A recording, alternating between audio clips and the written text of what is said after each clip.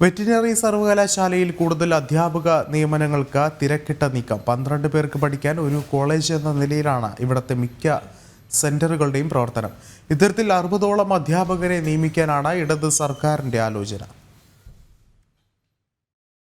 Veterinary സർവകലാശാലയുടെ കീഴിൽ പ്രവർത്തിക്കുന്ന 4 ഡയറി സയൻസ് കോളേജുകളിൽ 3 കോളേജിലും 12-ന് താഴെ മാത്രം വിദ്യാർത്ഥികൾ മാത്രമാണ് പഠിക്കുന്നത്. 2 കോളേജുകൾ പ്രവർത്തിക്കുന്നതാകട്ടെ യാതൊരു പ്രാഥമിക സൗകര്യങ്ങളുമില്ലാത്ത താൽക്കാലിക കെട്ടിടങ്ങളിലും. 10 വർഷം പിന്നിട്ടിട്ടും ഇവിടെ സ്ഥിരം കെട്ടിടങ്ങൾ നിർമ്മിക്കാനുള്ള നടപടികൾ കൈക്കൊള്ളാതെയാണ് കോടികളുടെ ബാധ്യതയുള്ള അധിക അധ്യാപക തസ്തികകൾ സൃഷ്ടിച്ച് നിയമനം നടത്താൻ സർവകലാശാല നീക്കം നടത്തുന്നത്. വെറ്റിനറി സർവകലാശാല നിലവിൽ വന്ന ശേഷമാണ് പൂക്കോട്ടും തിരുവനന്തപുരം കൈമനത്തും ഇടുക്കി വാഗമണ്ണിലും പുതിയ കോളേജുകൾ ആരംഭിച്ചത്. പൂക്കോട്ടുള്ള കോളേജ് ഇപ്പോൾ വെറ്റിനറി കോളേജ് ഹോസ്റ്റലിന് മുകളിൽ യാതൊരു സൗകര്യങ്ങളും കൂടാതെ താൽക്കാലികമായി പ്രവർത്തിക്കുകയാണ്. തിരുവനന്തപുരത്ത് കൈമനം BSNL ഉടമസ്ഥതയിലുള്ള കെട്ടിടത്തിൽ 50 ലക്ഷത്തോളം രൂപ വാടക നൽകിയാണ് കോളേജ് പ്രവർത്തിക്കുന്നത്.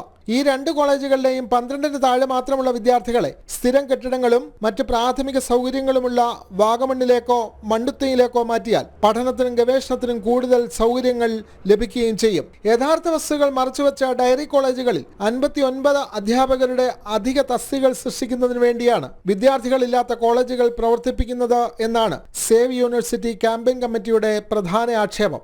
ജനം, തിരുവനന്തപുരം.